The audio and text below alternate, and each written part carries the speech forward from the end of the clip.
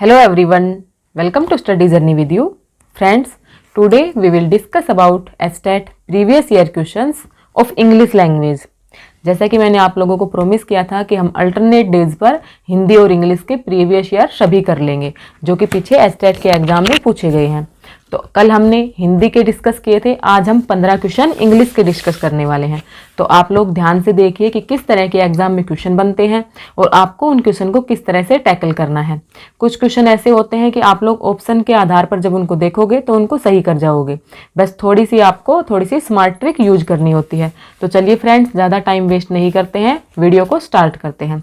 तो देखिए question number 46, choose the part of the sentence which is incorrect. इसमें पहले आप लोग इस पे ध्यान दीजिए कि यहाँ पे करेक्ट लिखा हुआ है या इनकरेक्ट लिखा हुआ है। इनकरेक्ट लिखा हुआ है यानी हमें इसमें से गलत पार्ट को निकालना है। तो चलिए पहले क्वेश्चन को पढ़ते हैं। His new film is really worth to be seen. ये एक सेंटेंस दिया हुआ है जिसके 4 पार्ट बनाए हुए हैं। इसमें से आपको बताना है कि कौन सा पार्ट इसका गलत है। तो फ्रेंड्स देखिए, हिज के बाद न्यू फिल्म सही लग रहा है। आप खुद इस सेंटेंस को पढ़ के देखना। फिल्म के साथ इज लगा है, ये भी सही है क्योंकि फिल्म क्या है, हमारी सिंगुलर नाउन है और सिंगुलर नाउन के साथ सिंगुलर वर्ब का प्रयोग हुआ है, तो यहाँ तक हमारा सही है। देन उसके बाद वर्थ के साथ टू लगता है, ये भी सही है। देन उसके बाद क्या लगाया हुआ है, बी। तो ये क्या हो गया, गलत हो गया। बी क्यों नहीं लगेगा यहाँ पर, क्योंकि बी लगाने से जो ये पूरा सेंटेंस है ये पैसिव में चला जाएगा, जबकि ये जो हमारा सेंटेंस है ये एक्टिव सेंटेंस है। आगे से इसको देख के हमें पता लग रहा है। तो ये जो बी है ये यहाँ पर नहीं आना था। ये क्या सेंटेंस होना था, his new film is really worth to seen. तो इसलिए जो डी ऑप्शन है वो आपका इसमें से इसका ऑप्शन का सही आंसर हो जाएगा डी। फ्रेंड्स, वीडियो में आगे बढ़ने से पहले वीडियो को लाइक जरूर कर दीजिएगा। अगर चैनल पर फर्स्ट टाइम विजिट करते हैं तो चैनल को सब्सक्राइब भी जरूर कर लेना। आगे भी आपको इसी तरह से यूजफुल इन्फॉर्मेशन मिलती रहेगी, आपको अच्छी अच्छी गाइडलाइन मिलेगी।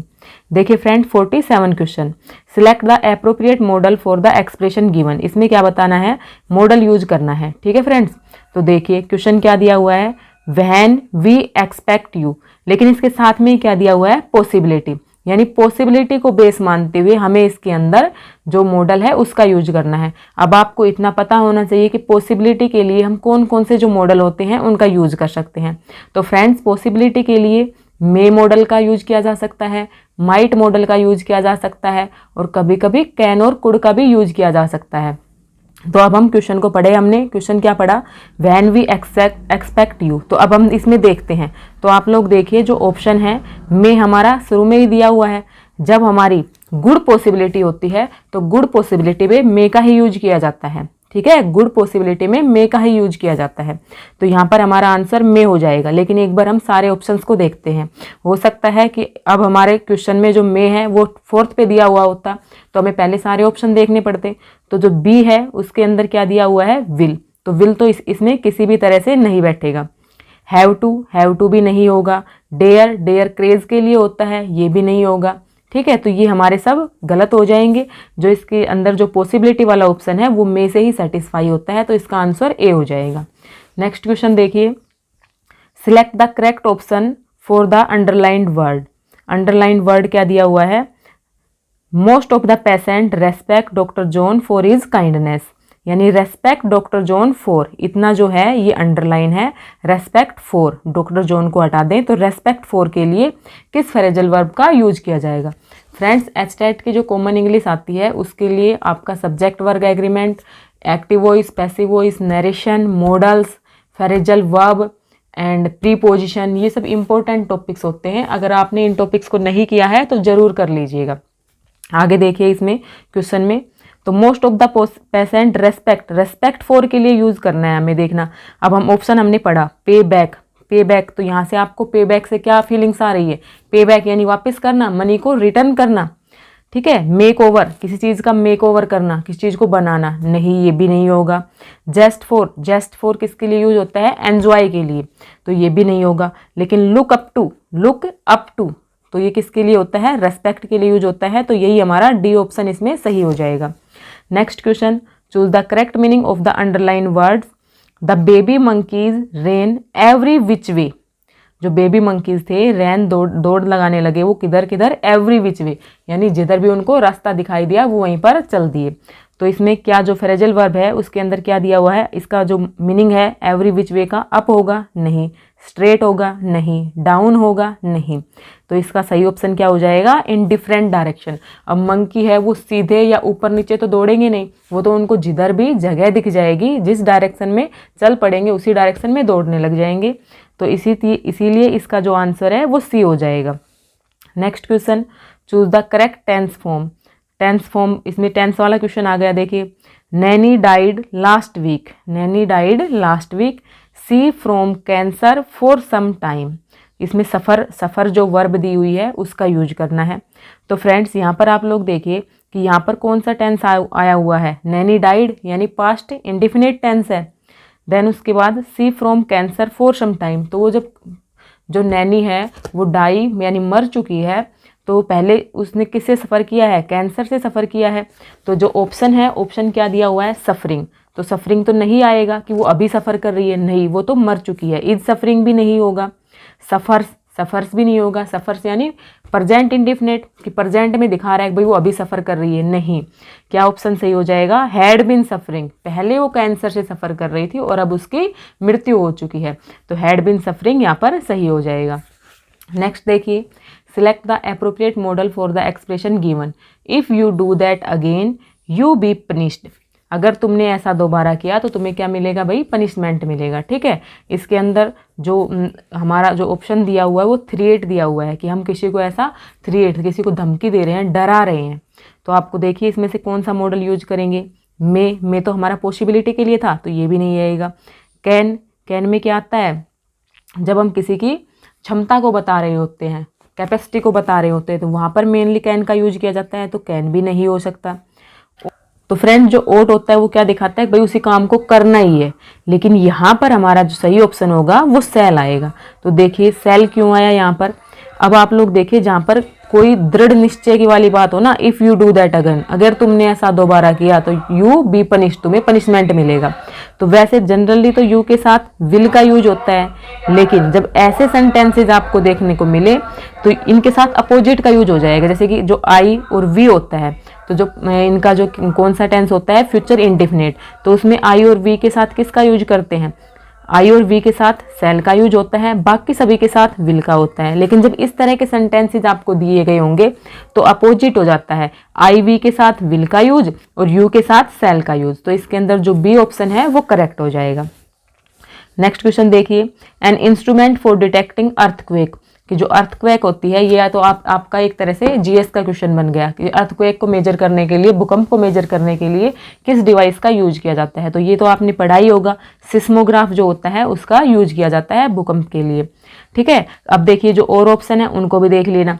कार्डियोग्राफ, क्या पता अब की बार एग्जाम में कार्डियोग्राफ पूछ ले। तो कार्डियोग्राफ क्या होता है, जहाँ पर आपको कार्डियो सब दिख जाए तो वो किससे रिलेटेड होता है, हार्ट से रिलेटेड होता है। ठीक है, लिथोस्कोप, लिथोस्कोप किससे रिलेटेड होता है, जो हमारा स्थलमंडल होता है ना, यानी जिसके ऊपर लैंड वगैरह की बात की गई हो, वो लिथोस्कोप में आ जाएगा। ठीक है, फेदोमीटर, फेदोमीटर से क्या करते हैं, जो समुद्र जो होता है, ठीक है, ओशियन जो होता है, तो उसकी गहराई को मापने के लिए फेदोमीटर का यूज किया जाता है। तो अगर आपसे ये वाला क्वेश्चन अगर आपकी बार आपसे एग्जाम में पूछ ले तो आप इनको कर दोगे। ठीक है, नेक्स्ट क्वेश्चन देखिए, it's a pity you don't like football but each to their own. देखो इसमें करेक्ट मीनिंग बताना है अंडरलाइन वर्ड का। अंडरलाइन वर्ड क्या है, but each to their own, यानी उनकी अपनी खुद की। तो अब देखिए ऑप्शन पढ़िए, ऑप्शन से निकालेंगे इसका answer. Everyone has different opinions, everyone has similar opinions. तो भाई सभी की अपनी अपनी ओपिनियंस होती हैं, सिमिलर तो नहीं हो सकती।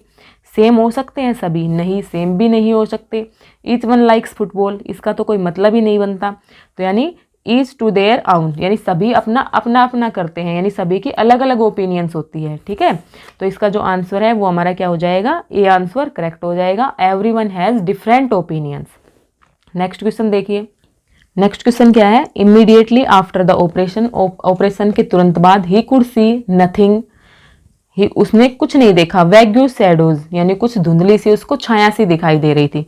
तो एज लॉन्ग एज यहाँ पर शूट नहीं होकर होता, हाउएवर भी शूट नहीं होता, लेकिन बट कि कुछ भी दिखाई नहीं दे रहा था लेकिन कुछ धुंधली छायाएं दिखाई दे रही थी, लेकिन का यूज किया जा रहा है, जो अपोजिट कंट्रास्ट है उसका यूज किया जा रहा है। तो यहाँ पर जो ऑप्शन हमारा बट है वो सही हो जाएगा।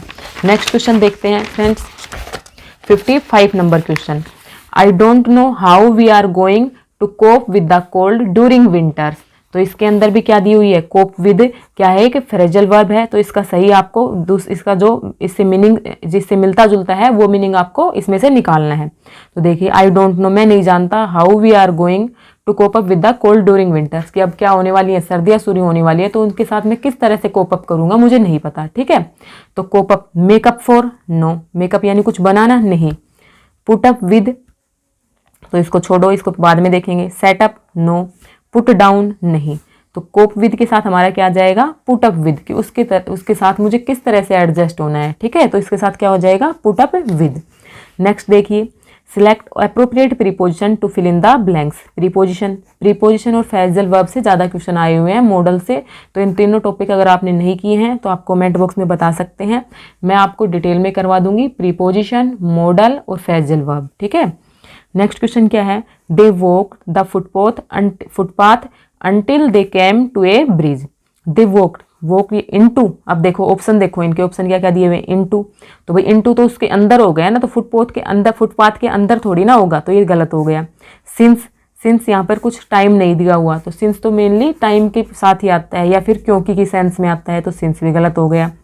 अब देखो, इन उसके फुटपाथ के अंदर नहीं जाना, तो ये भी गलत हो गया। अलोंग, हाँ फुटपाथ के साथ साथ चल रहा है, तो अलोंग हमारा यहाँ पर क्या हो जाएगा, सही हो जाएगा। ठीक है, नेक्स्ट क्वेश्चन देखिए, choose the correct tense form. Correct tense form, my car for the third time since I got. अब देखो यहाँ पर सिंस आया हुआ है, तो माई कार, ब्रेक डाउन, तो ब्रेक डाउन तो फ्रेंड्स नहीं होगा, क्योंकि अगर इसके साथ क्या लगाते, अगर प्रेजेंट इंडेफिनिट लगाते तो ब्रेक्स होता वो भी, तो और ये वैसे भी नहीं लगेगा, तो ये वैसे ही ऑटोमेटिक गलत हो गया। नेक्स्ट, हैज़ ब्रोकन डाउन, तो ये कुछ सही हो सकता है, लेकिन हम सारे ऑप्शंस को देखेंगे। वाज ब्रोक डाउन, वाज के साथ ब्रोक नहीं लगता, या तो ब्रोकन लगता या फिर ब्रोकिंग लगता। हैज़ ब्रोकन, ये भी गलत हो जाएगा, तो ये इसका सही ऑप्शन क्या हो जाएगा, my car has broken down, मेरी car third time broke down हुई है सिंस आई गोट इट, जब से मैंने इसको खरीदा है, तो हैज़ ब्रोकन डाउन इसका सही आंसर हो जाएगा। नेक्स्ट क्वेश्चन देखिए, James is busy to prepare tonight's dinner. इसके अंदर जो इनकरेक्ट पार्ट है वो निकालना है आपको। जेम्स इज बिजी, तो भाई जेम्स इज बिजी सही है, क्योंकि जेम्स क्या है, सिंगुलर नाउन है, सिंगुलर वर्ब का यूज हुआ है, यहाँ तक सही है। बिजी टू प्रिपेयर, तो प्रिपेयर के बाद नहीं है, प्रिपेयर से पहले प्रीपोजिशन का यूज हुआ है, यानी बिजी के बाद। तो बिजी के साथ क्या आता है, इन आता है, busy in preparing tonight's dinner. ठीक है, तो यहाँ पर जो ये वाला है ये क्या हो जाएगा, गलत हो जाएगा, क्योंकि यहाँ पर क्या आया हुआ था हमारा, James is busy in preparing. ठीक है, तो ये वाला जो सी पार्ट है ये क्या हो जाएगा, गलत हो जाएगा, ये हमारा सही ऑप्शन हो जाएगा। Choose the correct option to fill in the blanks. The room was empty, room क्या था, एम्प्टी था। For a chair in the corner, corner में क्या थी, सिर्फ एक चेयर थी। तो एंड नहीं, एंड तो दो सब्जेक्ट, दो को जोड़ता है ना, तो दो चीज़ यहाँ पर है ही नहीं। बिहाइंड का भी कोई रोल नहीं है, बिहाइंड के पीछे होता है, बिटवीन का भी कोई रोल नहीं है। इसमें क्या आ जाएगा, एक्सेप्ट, कि जो रूम है वो बिल्कुल खाली था, सिर्फ एक चेयर के बजाय। ठीक है, नेक्स्ट देखिए, select appropriate preposition to fill in the blanks. The program was broadcasted the world. जो प्रोग्राम है वो ब्रॉडकास्टेड किया जा रहा था फ्रेंड्स। ऑफ का मतलब तो यहाँ पर कोई नहीं बनता, ऑफ का मतलब तो स्टॉप करने से हो गया। इन भी नहीं होगा, in the world. On to भी नहीं होगा, तो इसमें क्या आ जाएगा, across the world. The program was broadcasted across the world. ठीक है, तो ये आज के हमारे 15 क्वेश्चन थे जो हमने अच्छे से डिस्कस किए हैं। फ्रेंड्स, आपको आज का वीडियो कैसा लगा कमेंट करके ज़रूर बताइएगा। आपके लिए थोड़ा सा भी ज़रूर अगर हेल्पफुल रहा हो तो अपनी राय कमेंट बॉक्स में दीजिएगा, अपने फ्रेंड्स के साथ शेयर कीजिए और चैनल को सब्सक्राइब जरूर कर लीजिए। Thanks for watching.